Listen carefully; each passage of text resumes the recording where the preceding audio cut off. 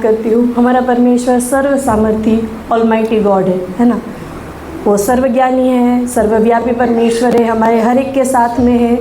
हमारे जीवन में हम कौन सी परिस्थिति में, हम कौन से विचार से आज उसके भवन में आए हैं, हमारे परमेश्वर को सब मालूम है। यहाँ पे शायद हम अपने घर वालों के साथ रहते हैं, हमारे आजू बाजू वालों के लोगों के साथ रहते हैं, हमको हर एक की परिस्थिति, हमको हर एक का मेंटल स्टेट मालूम नहीं होता है, लेकिन हमारा परमेश्वर इतना महान परमेश्वर है, उसको हम हर एक के जीवन में दिलचस्पी है, और वो हम हर एक की हालत को, हम हर एक की मानसिक अवस्था को, हम हर एक के विचारों में क्या चल रहा है, परिस्थिति क्या है, परमेश्वर व्यक्तिगत रीति से हर एक को जानता है। और आज सुबह के समय परमेश्वर हर एक के साथ व्यक्तिगत रीति से बात करने में एक उत्सुक परमेश्वर है ना। परमेश्वर का वचन दोधारी तलवार के तो समान है, वो बोलने वाले और सुनने वाले दोनों के जीवनों में, दोनों के मनों में काम करता है। मेरा विश्वास है, यहाँ से बोलने वाली मैं नहीं है, परमेश्वर का वचन है। परमेश्वर मुझसे और आप सब से, हम हर एक से परमेश्वर बात करे, है ना। अगर हम ये साल को देखें तो ये साल के 6 महीने ऑलरेडी गुजर चुके हैं। साल की जब शुरुआत हुई तो हो सकता है हमने काफ़ी सारे रिजोल्यूशंस, मतलब काफ़ी सारे इरादे बनाए होंगे कि मैं ये करूँगा, मैं वो करूँगा, है ना। मैं आप हर एक से एक अनुरोध करती हूँ, आप सोचें आपने जो भी रिजोल्यूशंस लिए थे साल के शुरुआत में, आप उनमें कहाँ पे हैं। हो सकता है हम काफ़ी सारी चीज़ें कर पाए होंगे, शायद उतना नहीं जितना हमको करना हो, है ना। शायद बिल्कुल नहीं कर पाए होंगे, कोई बात नहीं, और भी 6 महीने आगे को हमारे पास है ना। परमेश्वर क्या बोलते हैं, हमें अपॉर्चुनिटीज़ देने वाला परमेश्वर, समय देने वाला परमेश्वर है। परमेश्वर एकदम ख़त्म नहीं करता, वो आज भी परमेश्वर, हम जानते हैं कि परमेश्वर आने वाला है, बादलों पे हमें लेने के लिए आने वाला है। आज भी वो देरी क्यों कर रहा है, क्योंकि वो धीरज धरे हुए हैं, काफ़ी सारे लोग परमेश्वर में आए, है ना। तो काफ़ी सारी चीज़ें हम डिसीजन लिया था, हमने इरादा किया था, लेकिन उसको कर नहीं पाए। हम एक वचन को पढ़ेंगे, याकूब की पत्री, उसका पहला अध्याय, उसकी 22 और 23 आयत को हम पढ़ेंगे।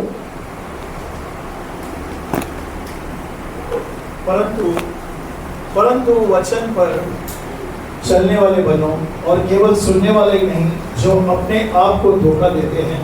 क्योंकि जो कोई वचन पर सुनने वाला हो और उस पर चलने वाला न हो, तो वह उस मनुष्य के समान है जो अपना स्वाभाविक मुंह दर्पण में देखता है। यहाँ पे क्या देखो, हमने काफ़ी सारे इरादे किए थे, उसको हम पूरा नहीं कर पाए, क्योंकि हमें उस चीज़ का ज्ञान था। हमने इरादे क्यों लिए थे स्टार्टिंग में, क्योंकि हमको पता है कि ये करना सही है, ये ज़रूरी है।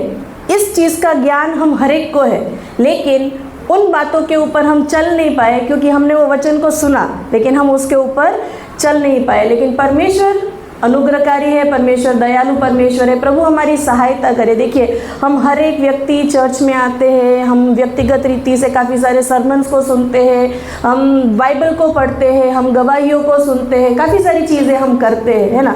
हमें वो मोटिवेट भी करती है ये सारी बातें, लेकिन कई बार हम जब व्यक्तिगत रीति से उसको अप्लाई करने की बात आती है, जब व्यक्तिगत रीति से उसके ऊपर चलने की बात आती है, तो हम कई बार उसमें फेल हो जाते हैं। परमेश्वर का वचन यहाँ पे कहता है कि हमें अपने आप को, अपने मन को धोखा नहीं देना है। हम हर एक को यहाँ पे इतना ज्ञान है, कौन सी बात अच्छी है, कौन सी बात अच्छी नहीं है, लेकिन कई बार हम इन सारी बातों में चलने के लिए फेल हो जाते हैं। ये सारी बातों में चलने के लिए हमें सिर्फ और सिर्फ परमेश्वर का अनुग्रह और परमेश्वर की दया ही हमारी सहायता करती है ना।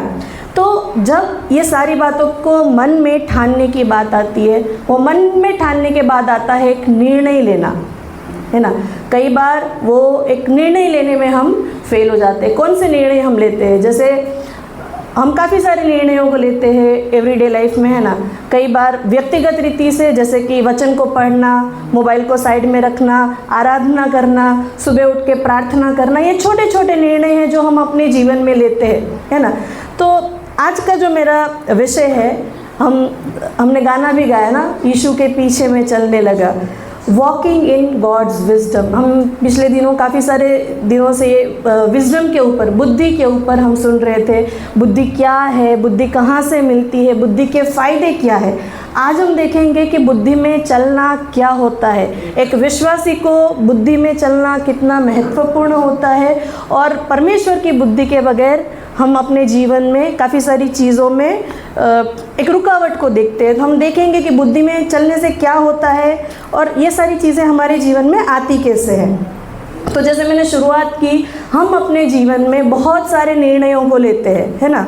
God's wisdom in our choices, परमेश्वर की बुद्धि हमारे निर्णयों में, हम बहुत सारे निर्णय लेते हैं। जैसे लेडीज़ है, खाना क्या बनाना है, सुबह उठ के सबसे पहला क्वेश्चन होता है खाना क्या बनाना है, क्या पहनना है, चर्च में आना था तो क्या पहनना है। ये छोटी छोटी बातें हैं ना, ये छोटे छोटे निर्णय हम लेते हैं। अभी इसमें बहुत ज़्यादा सोचने की, बहुत ज़्यादा क्या बोलते, पूरा दिन निकालने की ज़रूरत नहीं होती है। छोटे छोटे निर्णय हम हर एक लेते हैं, बच्चे भी लेते रहेंगे, लेडीज़ भी लेते रहेंगे, पर्सनल लेवल पे हम हर एक अपने जीवनों में निर्णय लेते हैं, है ना।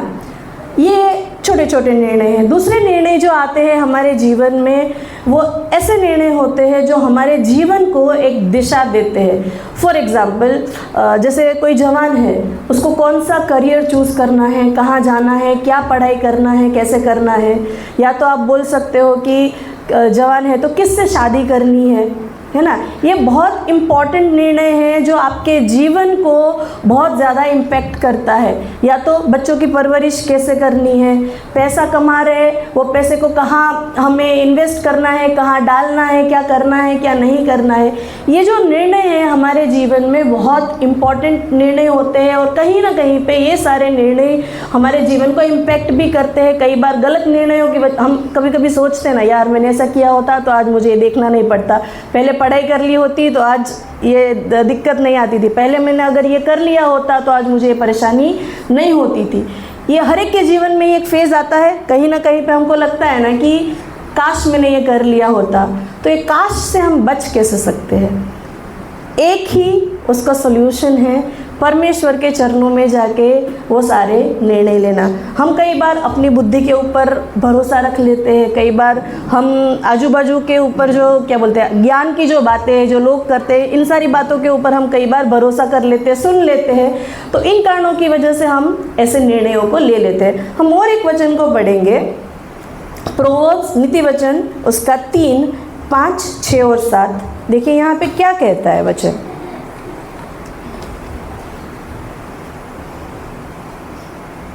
नीति वचन प्रोवर्ब्स 3 का 5, 6 और 7 हम पढ़ेंगे। तू अपनी समझ का सहारा न लेना, वरन संपूर्ण मन से यहोवा पर भरोसा रखना, उसी को स्मरण करके सब काम करना, तब वह तेरे लिए सीधा मार्ग निकालेगा। अपनी दृष्टि में बुद्धिमान न होना, यहोवा का भय मानना और बुराई से अलग रहना। यहाँ पे वचन क्या कहता है? हमें परमेश्वर के ऊपर सहारा रखना है, परमेश्वर के ऊपर भरोसा रखना है। कई बार क्या हो जाता है ना, हम जैसे हमारे दोस्त है या हमारे कोई रिलेटिव है, हमारे घर वाले लोग हैं, कभी कभी हम उनके ऊपर भरोसा रख लेते हैं। परमेश्वर के पास जाने की वजह हम सीधा उनके पास जाते हैं। कई बार हमारा भरोसा हमारे पास्ट एक्सपीरियंसेस पे हो जाता है। हमको बुरे एक्सपीरियंसेस हो गए, अरे पीछे ऐसा हो गया था तो मुझे ऐसा नहीं करना है। कई बार हमारा भरोसा एक क्या बोलते हैं पैसों के ऊपर हो जाता है, लोगों के ऊपर हो जाता है।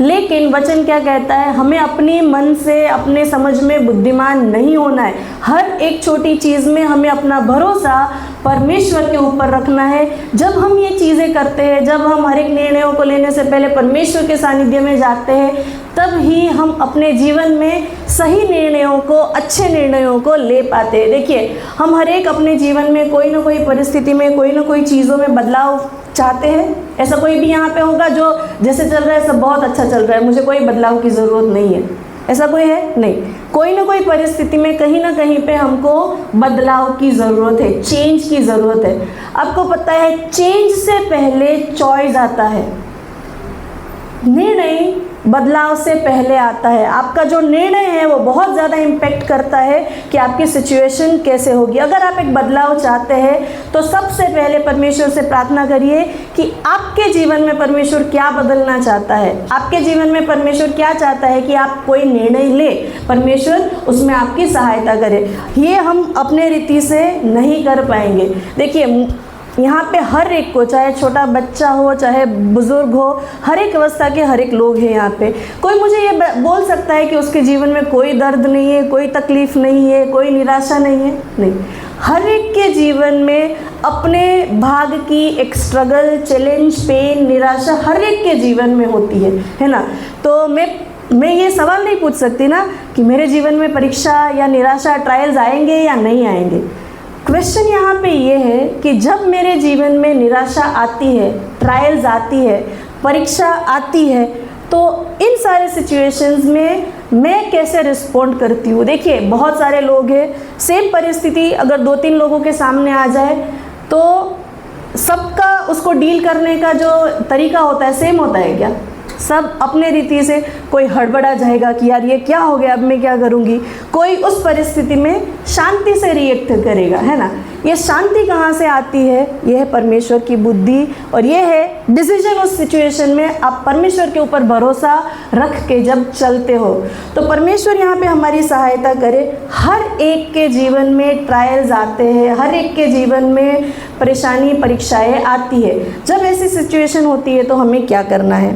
हम निकालेंगे याकूब की पत्री में, याकूब में से थोड़े वचन ज़्यादा ही हम पढ़ेंगे, पहला अध्याय और उसका 2 वचन हम पढ़ेंगे। हे मेरे भाइयों, जब तुम नाना प्रकार की परीक्षा में पढ़ो तो उसको पूरे आनंद की बात समझो, ये जानकर कि तुम्हारे विश्वास के परखे जाने से। हाँ, यहाँ 2 ही हम पढ़ेंगे। हे मेरे भाइयों, जब तुम नाना प्रकार की परीक्षाओं में पढ़ो तो इसको पूरे आनंद की बात समझो। यहाँ पे इसको आनंद महसूस करो नहीं बोला है, आनंद की बात समझो। ये जो समझना है वो एक आपका निर्णय है, ये हर एक लोग नहीं कर सकते, है ना। यहाँ पे आनंद की बात समझो मतलब परीक्षाएं तो आएगी हर एक के जीवन में। ये प्रभु यीशु भी नहीं बचे उससे, तो हम कैसे ही बचेंगे, है ना। तो परीक्षाएं हर एक के जीवन में आएगी। परीक्षाओं में से हम जाते हैं तो हमें उससे आनंद की बात समझना है, आनंद महसूस नहीं करना। किसी को आनंद नहीं होता जब परीक्षा में से जाएंगे, जब स्ट्रगल्स में से जाते हैं, चैलेंजेस में से जाते हैं। तो मुझे इंक्लूड करके यहाँ पे हर एक को, किसी को भी आनंद महसूस नहीं होता। हमें रोना आता है, हमें दुख होता है, हमें बहुत गुस्सा आता है, ये सारे एक नेचुरल रिएक्शन है। लेकिन परमेश्वर का वचन कहता है जब तुम ऐसी परिस्थितियों में से जाओ तो उसको आनंद की बात समझो। ये तुम्हारा चॉइस है। जो हर एक लोग आनंद की बात नहीं समझते, जो उसको आनंद की बात समझते हैं वो ही ऐसी परिस्थितियों में से शांति से डील कर सकते हैं। जो उसको बहुत परेशानी, निराशा समझ के क्या बोलते हैं, वो चॉइस नहीं लेते आनंद लेने का, वो उसमें हड़बड़ा जाते हैं। तो ये हमारा काम है कि जब हम ऐसी परिस्थितियों में से जाए हमें उसे आनंद की बात समझना है। देखो ये आसान नहीं होता, ये मुझे भी मालूम है, लेकिन परमेश्वर का अनुग्रह, परमेश्वर की दया ही ये सारी बातों को करने के लिए हमारी सहायता करता है। तो हम जब ऐसी परिस्थिति में से जाए तो हमें परमेश्वर से दया के लिए, अनुग्रह के लिए, बुद्धि के लिए प्रार्थना करना है। हम देखेंगे एक सैम्पल प्रेयर। देखो बाइबल में बहुत सारी प्रार्थनाएं लिखी है, लेकिन जब चेले लोग एक ऐसी परिस्थिति में से जा रहे थे, जब उनको सताया जा रहा था, जब उनको प्रभु यीशु के बारे में बताने से मना किया जा रहा था, तो उन्होंने क्या प्रार्थना की, उसका एक छोटा सा भाग हम लेंगे। प्रेरितों के काम उसका 4 अध्याय 29 वर्स 29वीं आयत। अब हे प्रभु, उनकी धमकियों को देख और अपने दासों को यह वरदान दे कि तेरा वचन बड़े हियाव से सुनाए। यहाँ पे देखे तो चेले ये नहीं बोलते प्रभु वो धमकियाँ दे रहे, तूने शांत कर, तूने दूर कर, तूने धमका। नहीं, क्या बोल रहे, हमें तू हियाव दे कि हम तेरा वचन बड़े हियाव से सुनाए। तेरा वचन हमें ये वरदान दे कि हम तेरा वचन हियाव से सुनाए। तो हम कई बार क्या प्रार्थना करते, प्रभु ये परिस्थिति को दूर कर। ये सारी बातें परमेश्वर हमारे भले के लिए लाता है। जो परीक्षा आती है, वो ट्रायल्स हमारे जीवन में क्या करता है, क्यों लाता है, वो भी हम आगे पढ़ेंगे, लेकिन वो हमारे फ़ायदे के लिए है। वो परमेश्वर के ज्ञान में है कि देखो यहाँ पे परमेश्वर किसी के भी जीवन के साथ एक्सपेरिमेंट नहीं करता। परमेश्वर जानता है वो आपके जीवन में क्या चीज़ अलाउ करता है, और वो अलाउ तभी करता है जब वो आपके लिए फ़ायदे की हो, है ना। कई बार हम अपनी बुद्धि में सोचते हैं कि यार क्या हो रहा है मेरे साथ, लेकिन विश्वासी के जीवन में जो भी चीज़ें होती है वो परमेश्वर की नज़र में है परमेश्वर ने उसको पहले से देखा है और परमेश्वर जानता है कि वो फ़ायदा आएगा, उस आगे को बेनिफिट है, इसीलिए परमेश्वर वो सारी चीज़ों को अलाउ करते हैं। हाँ, ये एक अलग बात है, कई बार हम गलत निर्णयों की वजह से काफ़ी सारी चीज़ों में फंस जाते हैं, वो भी हम देखेंगे। लेकिन परमेश्वर कोई भी ऐसी चीज़ अलाउ नहीं करता जो एक तो आप सहन ना कर सको और जो आपके लिए फ़ायदे की ना हो। ये वचन कहता है, मैं नहीं बोल रही हूँ। तो बाइबल में बहुत सारे लोग हैं ना, कितना देखो, लोग तो बहुत सारे हैं, लेकिन बाइबल में कुछ ही लोगों के नाम है ना। हम उनके जीवन की गवाही देखते हैं, जैसे रूथ है ना, रूथ का नाम है बाइबल में, रूथ की एक स्टोरी दी गई है। क्योंकि उसने एक अच्छी चॉइस की थी, है ना। क्या चॉइस की थी? विश्वास योग्यता, कि मैं तुझे और तेरे परमेश्वर को नहीं छोड़ूंगी। वो अपनी सास को बोलती है, मैं तुझे और तेरे परमेश्वर को नहीं छोड़ूंगी। अगर हम दानियल को देखें तो दानियल ने अपने जीवन में एक निर्णय लिया था पवित्र जीवन जीने का, कि मैं इस मूर्ति के आगे नहीं झुकूंगा। हम देखते हैं दानियल के जीवन में कितने कितने बड़े काम परमेश्वर ने किए। क्यों किए? क्योंकि वहाँ पे बहुत सारे लोग बंदी थे, दानियल अकेला बंदी था क्या? दानियल और उसके 3 दोस्त, उसके अलावा कितनी सारी पूरी इज़राइल की प्रजा वहाँ पे बंदी थी। इज़राइल में खाली यूसुफ ही था क्या? यूसुफ के अलावा दूसरे भी लोग थे, यूसुफ के 12 भाई भी थे। परमेश्वर ने यूसुफ को क्यों चुना?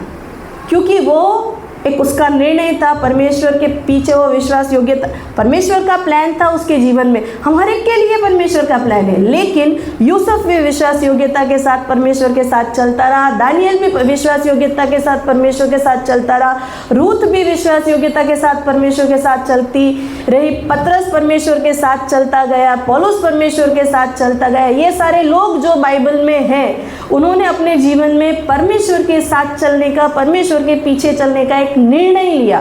तो आज हमारे भी जीवन में परमेश्वर, देखो, निर्णय परमेश्वर के लिए बहुत इम्पोर्टेंट है। परमेश्वर ने कहीं हम लोगों के ऊपर कोई अपनी बात थोप नहीं दी है। हाँ, परमेश्वर ने हमें अपने लहू से खरीदा है। अभी आप सोचिए, आपने एक चीज़ खरीदी हुई है, फॉर एग्जांपल आपकी कार जो आपने खुद ने खरीदी है, या आपकी बाइक, या जो चीज़ें आपने खरीदी है, कोई उसके ऊपर कब्जा करने आएगा या कोई उसको अपने रीति से चलाने आएगा तो आप उसको चलाने दोगे? टच भी नहीं करने दोगे, ख़राब भी नहीं करने दोगे। अगर थोड़ा भी उसको गंदा कर रहा है तो आप उसको दो सुना के आओगे। करते हैं ना, हम उसको बोल के तो आएंगे, चलो हम विश्वासी लोग हैं, दो सुनाएंगे नहीं, लेकिन बोलेंगे ना कि इसको ख़राब नहीं करिए, मेरी चीज़ है, बोलते हैं कि नहीं? परमेश्वर ने, और उसको हम जैसे मुझे चाहिए वैसे ही चलाते। कोई उसको अपनी रीति से चलाने की कोशिश करे तो हम कहीं पे भी मन चाहे लेके जाए तो हम अलाउ करेंगे? हम नहीं करते। हम हर एक लोग यहाँ पे परमेश्वर के लहू के द्वारा खरीदे हुए हैं। फिर भी परमेश्वर, देखो, परमेश्वर ने हमारे सामने एक चॉइस रखा है। परमेश्वर ने ऐसा कोई जजमेंट या कोई कानून नहीं दिया, ऐसे ही चलना है, इधर उधर मत जाना। परमेश्वर फ्री विल, चुनने का जो एक क्या बोलते हैं बात परमेश्वर ने हर एक के लिए दी है, वो हर एक के लिए है। हम एक वचन को पढ़ेंगे, व्यवस्था विवरण ड्यूट्रोनोमी, उसका 30वां अध्याय और उसका 19वां पद, 30 चुनने के बारे में परमेश्वर क्या बोलते हैं? मैं आज आकाश और पृथ्वी दोनों को तुम्हारे सामने इस बात की साक्षी बनाता हूँ कि मैंने जीवन और मरण, आशीष और शाप को तुम्हारे आगे रखा है। तू जीवन ही को अपना ले कि तू और तेरा वंश दोनों जीवित रहे। देखिए यहाँ पे क्या, जीवन और मरण, आशीष और शाप हर एक के सामने है। परमेश्वर ने ऐसे थोप नहीं दिया है। देखो, थोप दिया होता तो आदम और हवा उसको फल को खा ही नहीं सकते थे। परमेश्वर उस पेड़ को वहाँ रखता ही नहीं। वो पेड़ वहाँ पे क्यों था? क्योंकि परमेश्वर ने एक फ्री विल का जो चॉइस का जो एक बात है परमेश्वर ने हर एक के लिए रखी है। परमेश्वर ने हमारे लिए सामने रखा है आशीष और श्राप, जीवन और मृत्यु। परमेश्वर चाहता है कि हम जीवन को चूज़ करें। परमेश्वर चाहता है कि हम बुद्धि को चूज़ करें। परमेश्वर चाहता है कि हम परमेश्वर के साथ चले, लेकिन चॉइस हम हर एक के पास है। परमेश्वर थोप नहीं देता किसी के ऊपर, है ना। तो जैसे मैंने बताया, बाइबल में बहुत सारे लोग हैं। Blessings begin with a choice. आशीष की शुरुआत चॉइस के साथ आती है ना, चॉइस से शुरू होती है। तो आशीष के पहले आता है आपका चॉइस, बदलाव के पहले आता है आपका निर्णय, आपका डिसीजन, आपका चॉइस। आप क्या बात को चूज़ करते हैं वो बहुत मैटर करता है। उसी रीति से कई बार फेलियर के पहले क्या आता है? Wrong decision. आदम और हवा के जीवन में भी फेलियर था ना, वो एक निराशा की, एक हताशा की बात थी, है ना। तो उससे पहले क्या हुआ था? उनका गलत निर्णय। कौन सा निर्णय गलत था? वो फल खाने का। शाऊल के जीवन में हम देखेंगे, शाऊल राजा, उसके जीवन में गलत निर्णय क्या था? परमेश्वर ने उसको राजा बनाया, उसके लिए वो काबिल था, परमेश्वर ने उसको चुना था, लेकिन उसके जीवन का गलत निर्णय क्या था? उसका जीवन का गलत निर्णय था उसका घमंड। जो परमेश्वर ने मना किया था वो बात उसने करी, है ना। तो हमारे जीवन में जो निर्णय होते हैं वो बहुत इम्पोर्टेंट होते हैं। परमेश्वर हमारी सहायता करता है, हम देखेंगे हमें क्या करना है वो भी आगे, लेकिन निर्णय बहुत इम्पोर्टेंट है। मैंने ऐसे सुना है कि हम जो आज है वो डिसाइड करता है हमने कल कौन से निर्णय लिए थे, पहले हमने कौन से निर्णय लिए थे। उसी प्रकार से हम जो आने वाले दिनों में हमारा जीवन कैसा होगा वो क्या बात डिसाइड करता है कि आज हम कैसे निर्णय लेते हैं। तो ये बहुत ज़रूरी है कि हम अपने निर्णयों को परमेश्वर की बुद्धि से, परमेश्वर की सहायता से, परमेश्वर के इसमें ले। अभी ये जो मैंने बताया स्टार्टिंग में कि परीक्षा आती है तो उसे आनंद की बात समझना है। जब परीक्षाएं हमारे जीवन में आती है वो परमेश्वर के अनुमति के बगैर नहीं आती है, और जब परमेश्वर की अनुमति के साथ वो आती है तो वो हमारे जीवन में क्या करती है। Trials are God's classroom. जो ट्रायल्स है, परीक्षा है, वो परमेश्वर का एक क्लासरूम है, परमेश्वर की एक कक्षा है, या तो एक परमेश्वर का पर्पज़ है हमें काफ़ी सारी चीज़ें हमारे जीवन में सिखाने के लिए। तो पहली बात, ट्रायल्स या तो परीक्षाएं हमारे जीवन में आती क्यों है? टू प्रूव आवर फेथ, हमारे विश्वास को साबित करने के लिए। देखिए, हमारे एक को पता है सोना परखा किस चीज़ से जाता है? जब वो आग में से जाता है। तो उसी समान कई बार हमारे विश्वास को साबित करने के लिए, प्रूव करने के लिए हमें भी आग जैसी परिस्थितियों में से जाना पड़ेगा। हम एक वचन को पढ़ेंगे, पहला पत्रस उसका पहला अध्याय और उसकी 6 और 7 आयत। इस कारण तुम मगन होते हो, यद्यपि अवश्य है कि अभी कुछ दिन के लिए नाना प्रकार की परीक्षाओं के कारण दुख में हो, और यह इसलिए है कि तुम्हारा परखा हुआ विश्वास, जो आग से ताए हुए नाशवान सोने से भी कहीं अधिक बहुमूल्य है, यीशु मसीह के प्रकट होने पर प्रशंसा और महिमा और आदर का कारण है।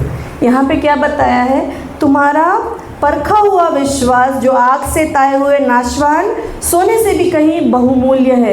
तो जो परखा हुआ विश्वास, जब हम परीक्षाओं में से जाते हैं तो हमारा विश्वास परखा जाता है और ये परमेश्वर के सामने बहुमूल्य है। इसीलिए ये सारी परिस्थितियाँ हमारे जीवन में आती है। हम हर एक जानते हैं अय्यूब के बारे में, अय्यूब किस रीति से वो परखा गया। हम उसका भी एक वचन निकालेंगे। देखिए, इसके साथ साथ अय्यूब के भी थोड़े वचन हम देखेंगे। अय्यूब की किताब उसका 23वां अध्याय और 10वीं आयत।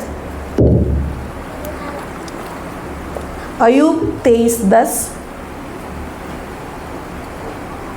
परंतु वह जानता है कि मैं कैसी चाल चला हूँ, और जब वह मुझे तालेगा तब मैं सोने के समान निकलूंगा। देखिए, जब वो मुझे तालेगा तो मैं सोने के समान निकलूंगा। अय्यूब के जीवन में जैसी परिस्थिति आई थी, मैं मानती हूँ हम में से किसी के भी जीवन में ऐसी परिस्थिति नहीं आई, बट फिर भी देखिए उसका भरोसा परमेश्वर के ऊपर कैसा है ना। वो मैं जानता हूँ, ऐसी परिस्थिति में भी जानना, ऐसी परिस्थिति में भी परमेश्वर के ऊपर विश्वास करना, भरोसा करना एक बहुत ही अद्भुत बात है। मेरी प्रार्थना है परमेश्वर हम हर एक को सहायता करे। जैसा अय्यूब का परमेश्वर के ऊपर भरोसा था, हम हर एक का भी परमेश्वर के ऊपर वैसा भरोसा हो, है ना। तो पहली बात, जब हमारे जीवन में परीक्षाएं आती है वो आती है क्यों? क्योंकि हमारा विश्वास परखा जाए। दूसरी बात, टू टेस्ट आवर डिवोशन, हमारी भक्ति को देखने के लिए। हम अलग अलग परिस्थितियों में से जब होते हैं, जैसे कि अच्छी बातें चल रही है तो लाइफ जब कंफर्टेबल है तो ये बहुत आसान है, परमेश्वर तेरी स्तुति हो, परमेश्वर तू भला है, परमेश्वर तू महान है, ये हर एक के मुंह से निकलना बहुत आसान बात है। लेकिन जब परिस्थिति हमारे अनुसार ना हो, बहुत विपरीत परिस्थितियों में से जाते हैं, तभी भी जब हम परमेश्वर को क्या बोलते हैं, धन्यवाद करते हैं, ये बहुत इम्पॉर्टेंट बात है। तो कई बार हमारे डिवोशन को टेस्ट करने के लिए भी ये सारी चीज़ें होती है। देखिए, हम और एक वचन को पढ़ेंगे, व्यवस्था विवरण 8:2। यहाँ पे देखिए क्या बता रहा है।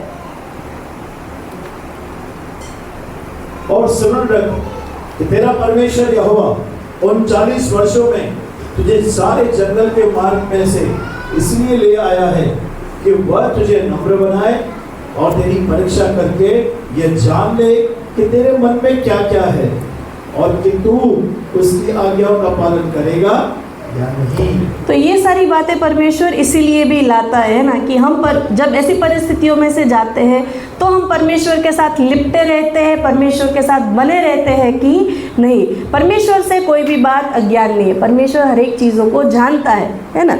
हम और एक वचन को निकालेंगे साथ ही साथ, अय्यूब 1 उसका 20 और 22।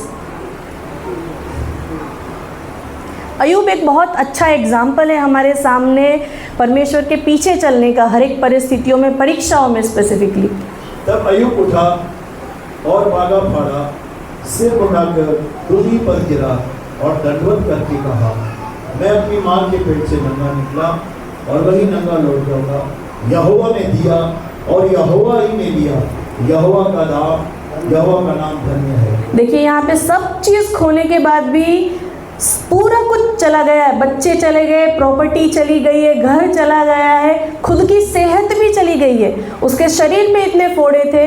इनफैक्ट उसकी पत्नी भी उसको बोलती है तो अपने परमेश्वर को कोस, बट यहाँ पे फिर भी वो बोलता है परमेश्वर ने दिया, परमेश्वर ने ले लिया। मतलब हर एक विपरीत परिस्थिति में भी अय्यूब यहाँ पे परमेश्वर की आराधना कर रहा था। तो परमेश्वर भी चाहता है कि हम खाली अच्छी परिस्थितियों में नहीं, जब ऐसी परिस्थितियाँ आती है तभी भी हमें परमेश्वर के ऊपर भरोसा रखना है, तभी भी परमेश्वर की आराधना करना है। इन सब बातों में भी अय्यूब ने न तो पाप किया, न परमेश्वर पर मूर्खता से दोष लगाया। ना तो उसने पाप किया, ना परमेश्वर के ऊपर मूर्खता से दोष लगाया। उसने कहीं पे भी ये नहीं बोला परमेश्वर तू ऐसा क्यों कर रहा है, परमेश्वर कुछ अच्छा नहीं करता। ऐसा कोई भी स्टेटमेंट अय्यूब के मुंह से नहीं निकला। सब कुछ चला गया, इतने सारे बच्चे थे, इतनी सारी प्रॉपर्टी थी, इतनी सारी भेड़ बकरियां थी। आप सोचो एक दिन में सारी चीज़ें चली जाए। हाँ, कोई बुरा व्यक्ति हो, बुरे काम करता हो, उसके जीवन में से चला जाए तो हम ये बोल सकते हैं कि ये तो ऐसा ही, अच्छा हुआ उसके साथ ऐसा हुआ। कई बार लोग ऐसा बोलते हैं, लेकिन अय्यूब धर्मी व्यक्ति था, उसके बच्चे पाप करते थे, फिर भी ये उनके लिए हर रोज़ सुबह उठ के उनके लिए वो बलि चढ़ाता था, उनके लिए परमेश्वर से माफ़ी के लिए प्रार्थना करता था। आप सोच के देखिए, ऐसे व्यक्ति जो एक धर्म के साथ, परमेश्वर के साथ चलता है, उसके जीवन में जब ऐसी बात होती है फिर भी वो परमेश्वर को दोष नहीं लगाता है। तो हमें भी अपने जीवन में ऐसी परिस्थितियाँ आती है तब हमें परमेश्वर के ऊपर भरोसा रखना है। तीसरी बात, जब ट्रायल्स आते हैं, परीक्षाएं आती है, वो हमारे हृदय को साफ करने के लिए आती है। जैसे सोना साफ होता है, हम भी जब ऐसी परिस्थितियों में से जाते हैं, कई बार हमारे जीवन में परमेश्वर शुद्धि लाने के लिए, जैसे हमारे घमंड को दूर करने के लिए, खुद के ऊपर की निर्भरता को दूर करने के लिए, हमारे अविश्वास को दूर करने के लिए, ये सारी बातों को दूर करने के लिए परमेश्वर हमें ये सारी चीज़ों में से देखो, जब हम कंफर्ट जोन में रहेंगे ना तो ये सारी बातें नहीं होती है। कंफर्ट जोन में ये सारी बातें, घमंड, खुद के ऊपर भरोसा करना, ये सारी चीज़ें नहीं दूर होती है। ये सारी बातें दूर तभी होगी जब हम एक ऐसी परिस्थिति में से जाते हैं। हम और एक वचन को निकालेंगे, मलाकी 3 का 2 और 3। माफ़ करिएगा, थोड़े वचन ज़्यादा ही दे रही हूँ। परंतु उसके आने के दिन को कौन सह सकेगा? जब वह दिखाई दे तब कौन खड़ा रह सकेगा? क्योंकि वह सोनार की आग और धोबी के साबुन के समान है। वह रूपे का तानने वाला और शुद्ध करने वाला बनेगा और लेवियों को शुद्ध करेगा, उनको सोने के रूपे के समान निर्मल करेगा, तब वे यहोवा की भेंट धर्म से चढ़ाएंगे। तो यहाँ पे बात यह है कि परमेश्वर हमें शुद्ध करने वाला, मुझे एक बहुत अच्छा फ्रेज़ लगता है, वो साबुन के समान वो हमें धोने वाला परमेश्वर है। हम जब धोते हैं, कपड़े धोते हैं तो उसमें से मेल दूर होता है, कपड़ा फट नहीं जाता है। हम जब उसको साफ़ करते हैं तो उसमें से मेल दूर होता है। उसी प्रकार परमेश्वर भी हमें धोता है हमारे जीवन से। ये सारी बातें जो हमें परमेश्वर के और करीब, परमेश्वर के साथ चलने में जब रुकावट डालती है, ये सारी बातों को दूर करने के लिए परमेश्वर ये सारी परिस्थितियाँ हमारे जीवन में लाता है। चौथी बात, जब परीक्षाएं आती है तो वो हमारे जीवन में परमेश्वर के सामर्थ को प्रकट करने के लिए आती है। कई बार क्या होता है ना, हम लोगों के ऊपर, परिस्थितियों के ऊपर ज़्यादा भरोसा कर लेते हैं, तो कोई भी परिस्थिति से बड़ा परमेश्वर है, कोई भी पहाड़ से बड़ा परमेश्वर है। कई बार जैसे स्टार्टिंग में पास्टर ने बोला ना कि हम कई बार बोलते आपको पता नहीं है मेरी परिस्थिति क्या है। पास्टर ने जैसे बताया आपको पता नहीं है मेरे परमेश्वर ने क्या किया है, आपको पता नहीं है मेरा परमेश्वर क्या कर सकता है। कई बार इसीलिए ये बातों को हम भूल जाते हैं, हम दूसरी चीज़ों को ज़्यादा अहमियत दे देते हैं, परिस्थिति को ज़्यादा परमेश्वर से भी बड़ा कर हम देखो हमें बड़ा मैग्नीफाई किसको करना है, हमें परमेश्वर को मैग्नीफाई करना है। लेकिन हम कई बार क्या करते हैं, यार मुझे तो ये हुआ है, ये हुआ है, ये ठीक नहीं हो सकता, ये कर रहा हूँ मैं, वो कर रहा हूँ, ये इतना बड़ा, हम परिस्थिति को या तो सिचुएशन को मैग्नीफाई करते हैं। लेकिन हमें हमेशा ये याद रखना है मेरा परमेश्वर इस परिस्थिति से भी बड़ा परमेश्वर है, इस पहाड़ से भी बड़ा परमेश्वर है ना। हम निकालेंगे 2 कोरिन्थियन 12 उसका 9 और 10। देखिए ये परमेश्वर किस रीति से अपनी सामर्थ्य प्रकट करता है। परंतु उसने मुझसे कहा मेरा अनुग्रह तेरे लिए बहुत है, क्योंकि मेरी सामर्थ निर्बलता में सिद्ध होती है। इसलिए मैं बड़े आनंद से अपनी निर्बलताओं पर घमंड करूंगा कि मसीह की सामर्थ मुझ पर छाया करती रहे। इस कारण मैं मसीह के लिए निर्बलताओं में, निंदाओं में, दरिद्रताओं में, उपद्रव में, संकटों में प्रसन्न हूँ, क्योंकि जब मैं निर्बल होता हूँ तभी बलवंत होता हूँ। जब मैं निर्बल होता हूँ तभी बलवंत होता हूँ। निर्बल कब है? जब ऐसी परीक्षाओं में से हम जाते हैं तब एक निर्बलता को अनुभव करते हैं। लेकिन परमेश्वर ये सारी बातों को अलाव इसलिए करता है ताकि उसकी सामर्थ हमारे जीवन में प्रकट हो, है ना। I can do all things through Christ who strengthens me। मैं मसीह के कारण सब कुछ कर सकता हूँ, वो मुझे सामर्थ्य देने वाला परमेश्वर है। तो हमें ये बात को कभी अपने जीवन में भूलना नहीं है। खास जब ऐसी परिस्थिति आती है तो हमें ये भरोसा रखना है मेरे परमेश्वर को पता है और उसके नॉलेज के बगैर एक चीज़ भी मेरे जीवन में नहीं आई है। उसने अगर कोई चीज़ को लाया है तो वो जानता है कि उसने क्यों लाया है, हमें उसमें अपने हाथ पैर मारने की ज़रूरत नहीं है। 5वीं चीज़, हमारे जीवन में मसीह जैसा स्वभाव हो, इसीलिए हम मसीह के रूप में बदलते जाए, वो बातें हमारे जीवन में आए। इसीलिए परमेश्वर कई बार ये सारी परिस्थितियां हमारे जीवन में लाता है ना। रोमियो की किताब 5वां अध्याय और उसका 3 से 5 को हम पढ़ेंगे। केवल यह नहीं वरन हम कलेशों में भी घमंड करें, ये जानकर कि कलेशों से धीरज, धीरज से खरा निकलना, खरे निकलने से आशा उत्पन्न होती है और आशा से लज्जा नहीं होती, क्योंकि पवित्र आत्मा जो हमें दिया गया है उसके द्वारा परमेश्वर का प्रेम हमारे मन में डाला गया है। तो यहाँ पे देखिए ये सारी चीज़ें कब, वापस एक और बार पढ़ेंगे हम इसको। केवल यह नहीं वरन हम कलेशों में भी घमंड करें, ये जानकर कि कलेश से धीरज, धीरज से खरा निकलना, खरा निकलने से आशा उत्पन्न होती है। कलेश से धीरज, धीरज से खरा निकलना, ये नॉर्मली नहीं होता है। क्लेश आएगा तो ही हम धीरज सीखेंगे। नॉर्मली कैसे आएगी धीरज, है ना। तो इसीलिए परमेश्वर कई बार ये सारी चीज़ों को हमारे जीवन में लाता है। देखिए यीशु भी वो परमेश्वर का पुत्र था, फिर भी वो सफरिंग के द्वारा, इस परिस्थितियों के द्वारा उसने आज्ञा पालन को सीखा। हम और एक वचन को पढ़ेंगे, इब्रानियों 5 का 8।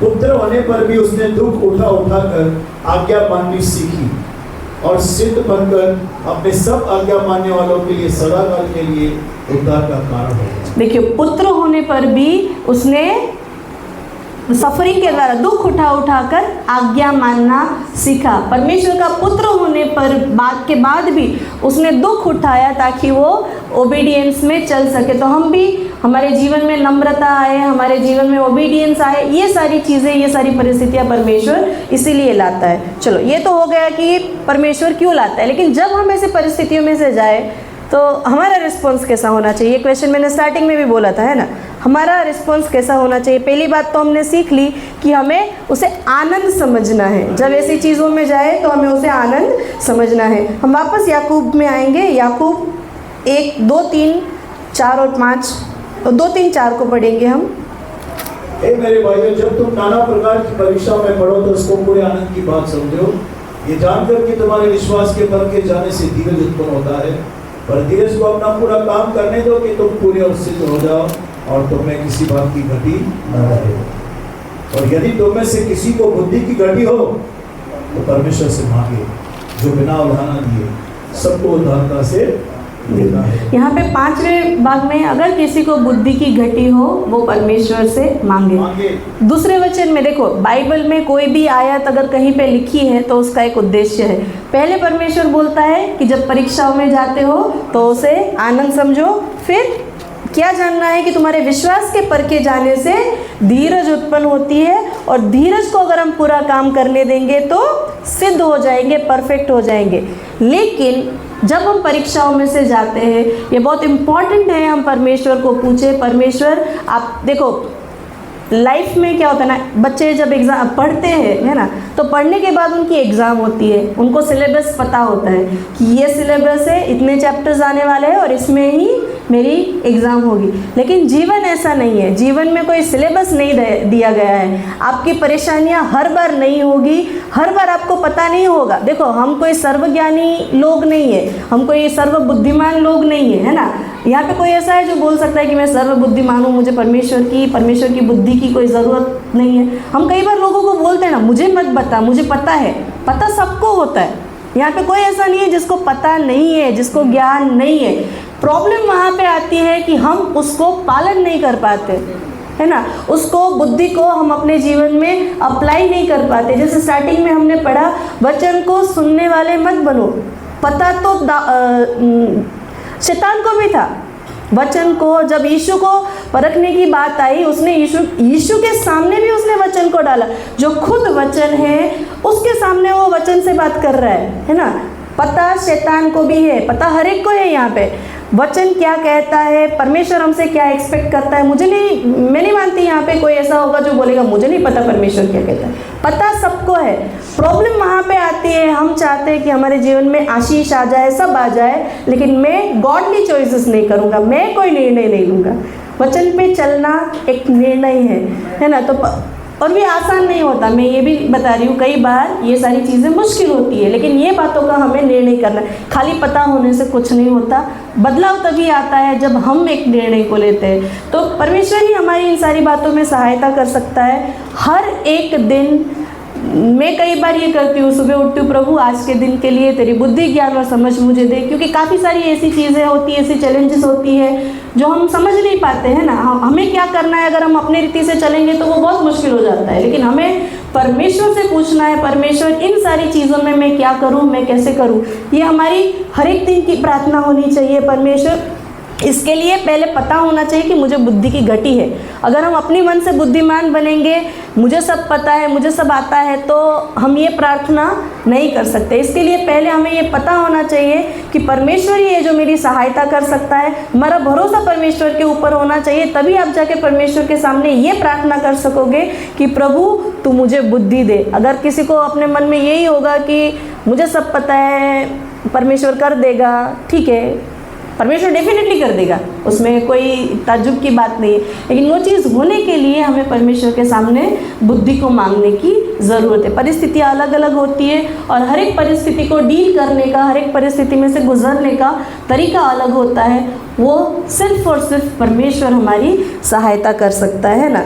तो हमें खाली नॉलेज के बेसिस के ऊपर नहीं चलना है। ज्ञान बहुत है, अगर आप आज देखोगे ना तो ज्ञान की बातें तो हर एक जगह पे, Instagram, Facebook, WhatsApp, YouTube, AI, पता नहीं आज तो बहुत तरीके आ गए हैं ज्ञान को पाने के लिए। आप कहीं पे भी जाओगे आपको नॉलेज, आपको ज्ञान मिल जाएगा, लेकिन उससे बुद्धि नहीं आती है। बुद्धि सिर्फ और सिर्फ परमेश्वर देता है, सिर्फ और सिर्फ परमेश्वर के भय मानने से आती है, सिर्फ और सिर्फ परमेश्वर के साथ समय बिताने से आती है, सिर्फ और सिर्फ परमेश्वर का वचन पढ़ने से आती है ना।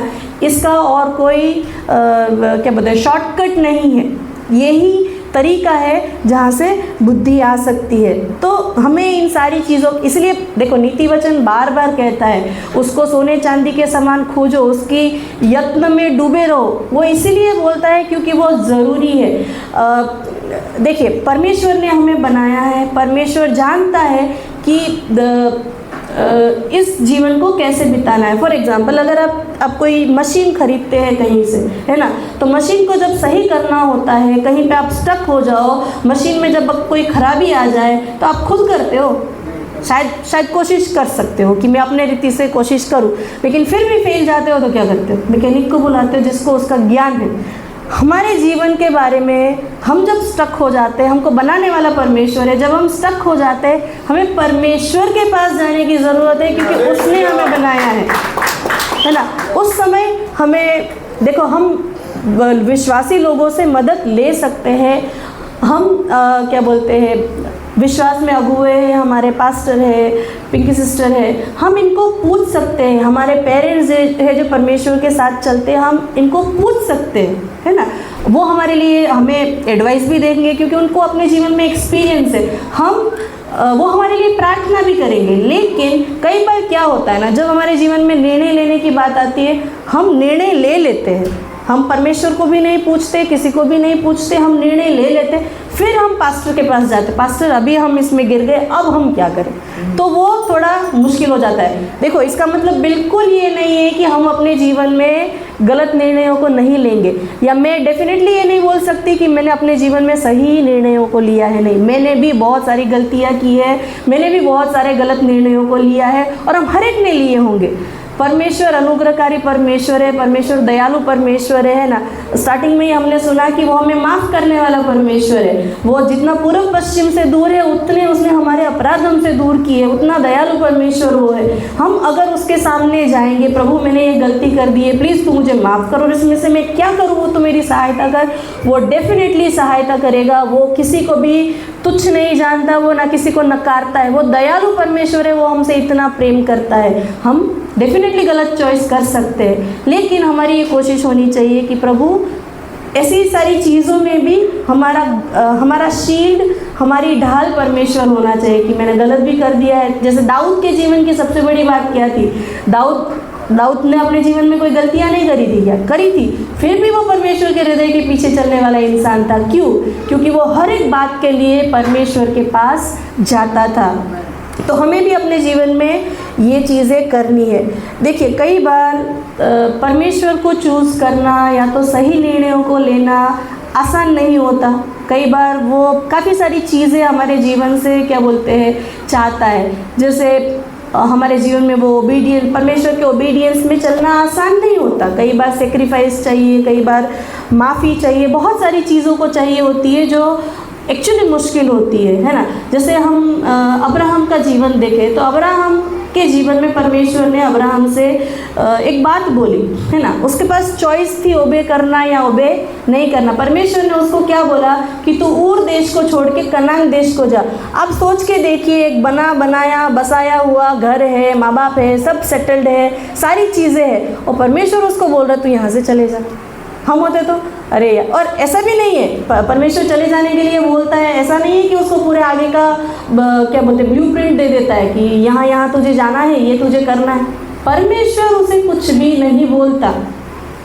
वो एकदम ब्लैंक था, उसको ये भी नहीं पता था कि इसके आगे क्या करना है ना। कई बार एक्चुअली परमेश्वर जानबूझ के ये सारी बातें नहीं बताता। अगर परमेश्वर बता देंगे तो हम उधर ही छोड़ देंगे, हम बोलेंगे ये मेरे से होने ही नहीं वाला है। परमेश्वर हम पे भरोसा करता है, परमेश्वर को पता है कि हमारी कैपेसिटी, हमारी कैपेबिलिटी कितनी है। कई बार हम नहीं जानते, हम सोचते हैं कि ये मेरे से नहीं होगा, लेकिन परमेश्वर जानता है कि ये इससे होने वाला है, इसलिए ये सारी चीज़ें वो अलाउ भी करता है। शायद अगर अब्राहम को पहले ही बोल दिया होता कि तू यहाँ से निकल जा, आगे को मैं तुझसे बोलने वाला हूँ कि तुझे एक बेटा होगा, वो बुढ़ापे में वो बेटा भी तुझे बलि करना होगा, ये मैं तुझसे बोलने वाला हूँ। अगर ये पहले बोल दिया होता तो शायद जाता हो अब्राहम, नहीं जाता। हम भी ऐसे ही है ना, अपने तर्क लगाते हैं, हम नहीं जाएंगे। लेकिन परमेश्वर जानता है कब क्या करना है, वो बुद्धिमान परमेश्वर है, वो बुद्धि का स्रोत है ना। तो अगर उसने आपको एक चीज़ करने बोली है, आपको बिना कोई तर्क लगाए हमें वो चीज़ों को करना है। देखिए, आसान नहीं होता है कई बार ये, लेकिन हमें प्रभु के ऊपर भरोसा रखना है। भरोसा रखेंगे तो ही वो चीज़ें हो पाएगी, है ना। तो हमें परमेश्वर के ऊपर भरोसा रखना है। कई बार वो कॉस्टली हो जाता है। अभी आगे को देखेंगे, परमेश्वर ने अब्राहम को बोला कि तू अपने बेटे को बलिदान कर दे। वो उसका एक निर्णय था, वो सोच सकता था यार इतने हालांकि उसको पता था परमेश्वर ने दिया। हम भी जानते हैं ना हमारे जीवन में जो भी चीज़ें परमेश्वर ने दिया है। कोई ऐसा होगा जो बोलेगा कि मुझे नहीं पता, मुझे परमेश्वर ने दिया, नहीं। हम हर एक जानते हैं मेरे जीवन में ये आशीष है, मेरा पैसा है, मेरे बच्चे हैं, मेरा घर है, मेरा एजुकेशन है, मेरा समय है। आज जो परिस्थिति में मैं हूँ वो सिर्फ और सिर्फ परमेश्वर की दया है, हम हर एक जानते हैं। लेकिन जब परमेश्वर को देने की बात आएगी या जो वचन के अनुसार कोई चीज़ करने की बात आएगी, हमारा समय हो, मोबाइल देने वाला परमेश्वर है, लेकिन मोबाइल छोड़ के वो समय अगर परमेश्वर को देने की बात आती है तो हमारे के लिए वो मुश्किल हो जाता है। लेकिन वो हमारा निर्णय है जो परिस्थिति को बदलता है। अब्राहम के लिए भी मुश्किल था ना, अब जो इतने साल में बेटा दिया, प्रभु बोलता है तो वो बेटे को मुझे बलि चढ़ा दे। अभी वो अपनी वाइफ को भी नहीं बताता। मैं मानती हूँ शायद उसने सारा को नहीं बताया होगा। सारा को बताया होता तो सारा बोलती थी नहीं मैं नहीं जाने दूंगी अपने बच्चे को, है ना। तो उसने शायद सारा को भी नहीं बताया होगा कि मैं इसको बलि चढ़ाने जाने वाला हूँ। वो ऐसे ही लेके, इनफैक्ट उसने इसहाक को जिसको अपने साथ लेके गया था उसको भी नहीं बताया था कि मैं तुझे बलि, वरना वो बोलता मैं नहीं जाने वाला हूँ, तुम मुझे बलि चढ़ाने वाले हो तो मैं नहीं जाने वाला हूँ आपके साथ, है ना। तो अब्राहम को पता था कब क्या चीज़ किसको बतानी है। ये सारी चीज़ें इसीलिए आई क्योंकि वो 99 साल तक परमेश्वर के साथ चला था। उसने वो अनुभव किया था कि परमेश्वर की बुद्धि क्या है, परमेश्वर के ऊपर भरोसा करना क्या है, परमेश्वर के साथ निर्णय लेना क्या है, ये उसने अनुभव किया था, है ना। तो इसीलिए ये सारी चीज़ें वो कर पाया, ये निर्णयों को ले पाया क्योंकि छोटी छोटी चीज़ों में भी वो परमेश्वर के साथ था। तो हमारे जीवन को जो बदलने वाली बातें हैं वो है हमारे निर्णय। बहुत इम्पॉर्टेंट है, आपके निर्णयों में, आपकी चॉइसेस में पावर है ना। हो सकता है हम गलत निर्णयों को हमारे जीवन में लेकिन हर एक बात के लिए हमें परमेश्वर के सामने जाना है। प्रभु आप मुझे अपनी बुद्धि दे, मुझे इस परिस्थिति में क्या करना है, मुझे इस व्यक्ति के साथ क्या करना है, मुझे अपने इस आदत के साथ क्या करना है, मुझे इस परिस्थिति के साथ क्या करना है। परमेश्वर आप मुझे बुद्धि दे। देखो हम अपनी बुद्धि से करने जाएंगे ना तो हम लड़ाई में एंडअप हो जाएंगे, अशांति में एंडअप हो जाएंगे, हमें केओस में एंडअप हो जाएंगे, है ना। हम जब अपनी बुद्धि से चीज़ों को करने जाते हैं तो ये सारी चीज़ें होती है। हम हर एक ने शायद ये बातों को अनुभव किया होगा। लेकिन जहाँ पे परमेश्वर कुछ चीज़ करता है ना, वो हमारी बुद्धि और हमारे सोच से भी परे होती है। वो इतनी शांति से भरी। मैं इस बात को हमेशा मानती हूँ, जो चीज़ परमेश्वर करता है ना उसमें कन्फ्यूजन नहीं होता। जो चीज़ परमेश्वर करता है ना वो एकदम क्लियर होती है। जो चीज़ परमेश्वर की ओर से होती है उसमें शांति होती है, आपके मन में एक शांति होती है। तो हमें ये सारी चीज़ें तभी पता चलेगी जब हम परमेश्वर के साथ समय बिताए, परमेश्वर को पूछ के हम अपने जीवन को निर्णय लें। मैंने अपने जीवन में एक जो सबसे अच्छी बात सीखी है अपने अगुओं से, मैं परमेश्वर का सही में उस बात के लिए धन्यवाद करती हूँ। उन्होंने हर एक चीज़ के लिए मुझे एनकरेज किया, मोटिवेट किया, हर एक छोटी बड़ी बात के लिए कि तुम्हें प्रभु के सामने जाना है। उन्होंने मुझे प्रार्थना करना सिखाया, उन्होंने मेरे साथ बैठ के प्रार्थना किया। तो आज अपने जीवन में काफ़ी सारे निर्णयों को मैं देखती हूँ कि वो निर्णय में परमेश्वर ने किस रीति से मेरी सहायता की, है ना। तो ये बहुत एक इम्पॉर्टेंट बात है, खास जवानों के लिए मैं बोलती हूँ, कोई भी गलत टाइज में मत बंधिए। हर एक बात के लिए परमेश्वर के सन्मुख जाइए। खास मैं ऐसा मानती हूँ अपने जीवन में क्या बोलते, परमेश्वर को ग्रहण करने के बाद अगर एक सबसे बड़ा जो निर्णय लेना होता है वो है अपनी शादी का निर्णय। प्लीज़ कोई भी इमोशनल चीज़ों में जाके कोई भी ऐसे निर्णयों को मत लीजिए। आपका जो बैचलर लाइफ है वो परमेश्वर को दीजिए, वो बहुत बहुमूल्य है। परमेश्वर के साथ समय बिताइए, परमेश्वर को कहिए कि प्रभु आपने मेरे लिए क्या रखा है, आपने मेरे लिए कौन रखा है। और जब तक परमेश्वर वो नहीं करता तब तक अपने बुद्धि से, अपने इच्छा से कोई भी चीज़ में मत जाइए। बहुत ही इम्पॉर्टेंट है आपकी आगे की लाइफ कैसी होगी, आप ये जो निर्णय लेते हैं वो बहुत ही एक इम्पॉर्टेंट है। तो प्लीज़ जवानों से खास मेरा अनुरोध है, आप अपने जीवन में जो भी निर्णयों को ले, अपने दोस्तों को लेके, अपने समय को लेके, ये बहुत ही इम्पॉर्टेंट है। बहुत सारे दोस्त मत करिए, बहुत सारी चीज़ों में मत जाइए। प्लीज़ एक बुद्धिमानी से, अगर आप कहीं पे स्टक हो जाए, आपके पास है लोग, है ना, हमें हर बार एक गुड एडवाइस की ज़रूरत नहीं होती है, हमें गॉडली एडवाइस की ज़रूरत होती है। परमेश्वर क्या चाहता है, परमेश्वर का वचन क्या कहता है। तो प्लीज़, और ये खाली जवानों के लिए नहीं है, हम हर एक के लिए भी है ना। हम अगर जवानों को, हम अगर बच्चों को ये बात बताएंगे नहीं, उनके सामने दिखाएंगे नहीं कि हम छोटी बड़ी बातों में परमेश्वर के सामने जाते हैं, हम कोई चीज़ खरीदने से पहले, अपने जीवन में निर्णयों को लेने से पहले हम परमेश्वर के सामने जाते हैं, हम परमेश्वर से पूछते हैं, काउंसिल मांगते हैं और परमेश्वर की इच्छा के अनुसार निर्णय लेते हैं, अगर हम ये नहीं दिखाएंगे तो वो कभी नहीं सीखेंगे। तो ये हमारा भी एक जिम्मेदारी है, हमारा भी एक काम है। तो परमेश्वर हम हर एक को सहायता करे, परमेश्वर हम हर एक को बुद्धिमानी के साथ चलने के लिए, बुद्धिमानी के साथ निर्णयों को लेने के लिए और एक परमेश्वर के साथ बुद्धि से चलने के लिए परमेश्वर हम हर एक की सहायता और मदद करे। प्रभु हम हर एक को आशीष दे।